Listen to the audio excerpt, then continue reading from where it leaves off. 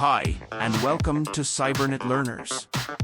I'm Ganesh, your guide on this thrilling journey into the world of cybersecurity. In today's hyper-connected landscape, understanding cybersecurity is crucial for everyone, from individuals to businesses. This channel is dedicated to empowering you with the knowledge and tools to safeguard your digital assets and stay one step ahead of cyber threats. Before we get started, a quick disclaimer: Cybernetlearners is created for educational purposes only. The techniques and insights shared here are meant to enhance your knowledge and help you stay secure online. Please use this information responsibly and ethically. Okay, let's get started with the easiest way to install all the tools you'll need for this course on Kali Linux. We're going to use a special tool on GitHub called Pimp My Kali. Now, this video was actually released a little bit after all the other videos. The next 4 timestamps which follow for Kali Linux show how to install each of these tools manually. But now that we've updated Pimp My Kali to have the mobile application penetration tester tools in it, I want to show you this way so that you can easily install this if you choose to. Otherwise, you can continue with the next 4 videos and see how to install the same tools manually. Okay, so what we're going to be using is this GitHub repo called Pimp My Kali. This is made and supported by someone in the TCM community called DeWalt. They have a bunch of different options in here. You can see there's a bunch of menu options here to install different things. If you're looking for specific types of installations, such as the Mayor Movement Pivoting Persistence course, it's highlighted here. You know, tools for just general pen testing, Sublime Text, all kinds of different convenient tools that are part of the script. So how we're going to use this script, we're just going to do a quick git clone here of the repository. And this is a brand new Kali Linux box that I have right here. So everything is completely new. Let me make this a little bit bigger for you. And all we're going to do here is just git clone that repo. Then we're going to cd into the Pimp My Kali folder once it's created here. So cd Pimp My Kali. And then we're just going to run a sudo /pimpmykali.sh. Okay, it's going to ask us for our administrator password here. And here we go.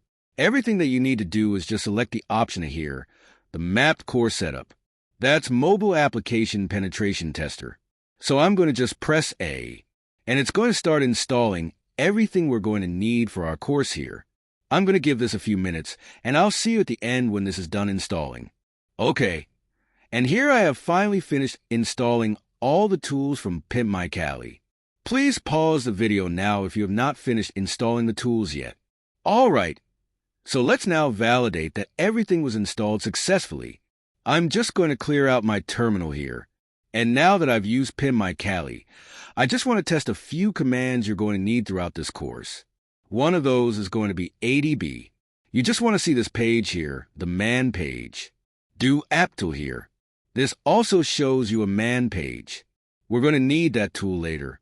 You can also do a JADX GUI, and this will open the JADX GUI here. That's how we know that tool is successfully installed. When we get further along in this course, we're also going to be talking about a tool called MobSF. Now in those videos, I mentioned that you should download it from GitHub, but if you use this Pimp My Kali route, you can find MobSF right here in the /op directory under Mobile Security Framework MobSF.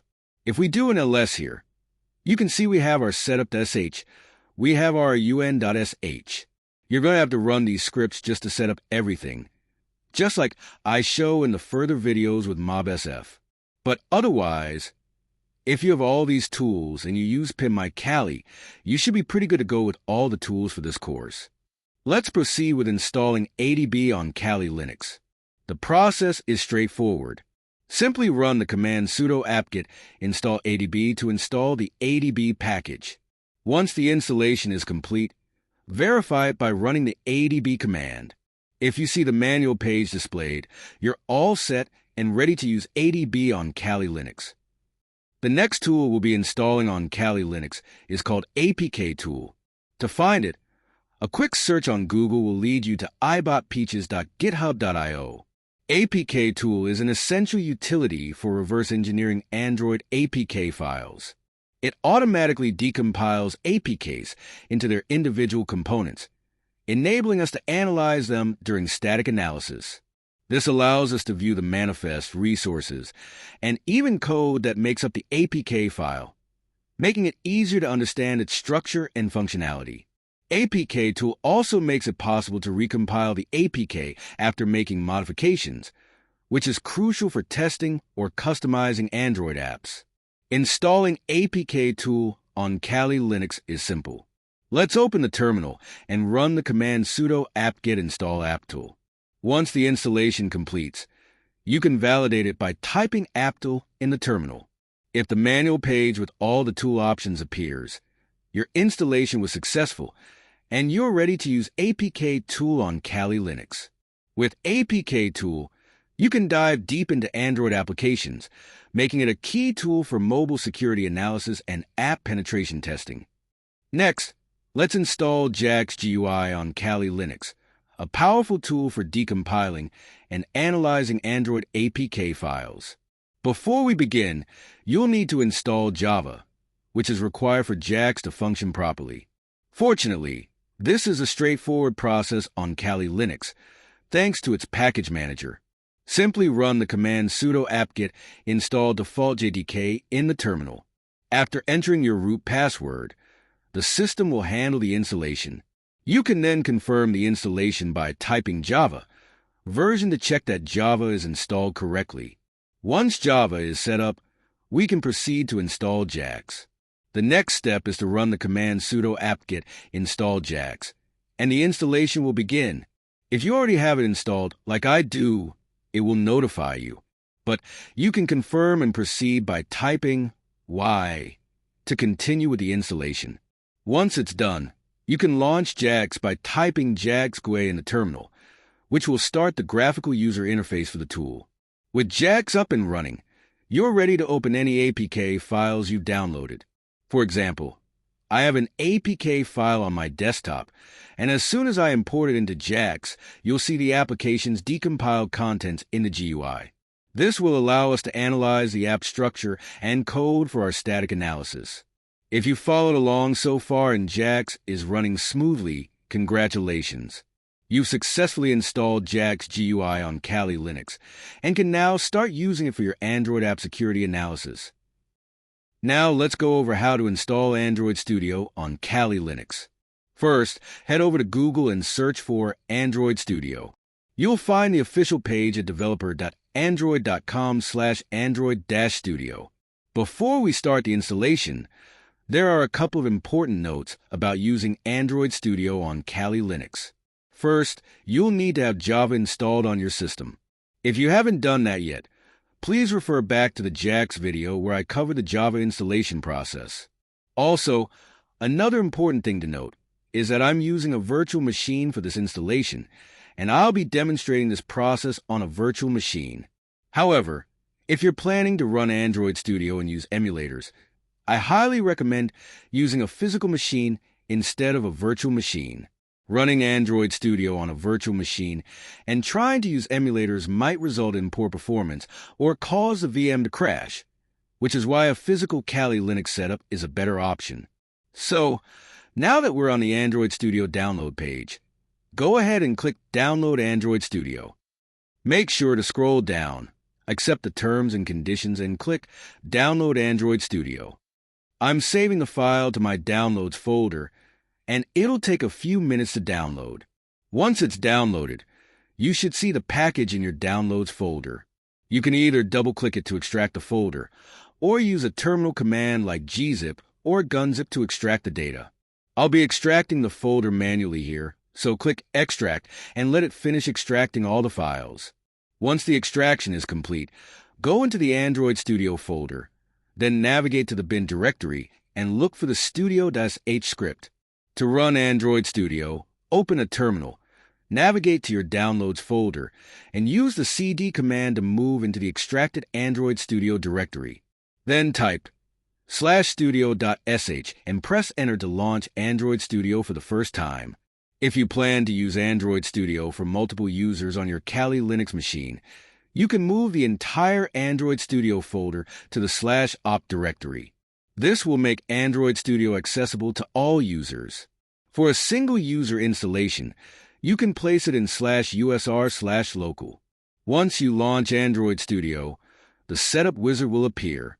It will inform you that no Android SDK is found, and you'll need to download additional tools. Simply click Next, accept the default options, and let it download the required components. This might take a few minutes. After the dependencies are downloaded and installed, Android Studio will be fully set up. You'll be taken to the project creation page, where you can start creating a new project or open an existing APK file. If you want to open an APK, you can import it directly into Android Studio, and I'll cover how to work with APKs in later videos. That's it for this video. If you've made it this far, congratulations. Android Studio is successfully installed on Kali Linux, and you're now ready to start developing and analyzing Android applications. Now, I just want to take a moment to highlight some things you might need to do if you're using a physical Android device for your penetration testing. The first thing you're going to want to do for your physical device is enable the developer options. You can do this by going to the settings and scrolling all the way down to the bottom. In my case, I'm using an emulator for the demonstration, but the exact same setup instructions will work for a physical device as well. On a physical device, this will usually say something like About Phone, but sometimes the developer options can be found directly under the system menu, where you'll also see the Android build version. What you're looking for is the build number. It might sometimes be under a category such as software version or version information. On my device, you can find the build number under Android version. To enable developer mode, tap the build number about 9 times. It will say something like, "You are now X steps away from being a developer." Once you've done this, a pop-up will appear saying, "You are now a developer." After that, go back to the main settings screen, and on many devices, you'll find developer options here. For my emulator, it appears under System and then Advanced. On a physical device, it might be located in different areas, but it will be there once you've enabled developer mode. Now, under Developer Options, the important setting to enable is USB debugging. Once you enable it, click OK, and you should be able to plug your Android device into your main computer, laptop, or desktop. When a pop-up asks if you trust this device, click Trust, and you should be able to use commands like ADB shell to access your device. There are also other useful features in Developer Options, like the Stay Awake feature. When enabled, this keeps your device from going to sleep while it's charging or connected to your computer. This is especially useful when you're working with tools like Burp Suite, as you won't need to keep unlocking the phone or use the fingerprint sensor constantly. You can also scroll through other developer settings, where you'll find options like Lock Screen when trust is lost, which locks the screen if your device is connected to a new, untrusted device. There are many options here, and you can also select a specific app for debugging if needed. Some devices may also have a setting that allows you to trust untrusted applications, which can be useful for testing. One more interesting setting to note is the Disable Absolute Volume option, which can be helpful for developers testing sound-related features in apps. There are tons of settings in the developer options, and I definitely recommend going through them to see which ones might be useful for your testing. The most important ones for penetration testing are the Stay Awake and USB debugging options, as they allow you to keep your phone connected without interruptions and access it via ADB.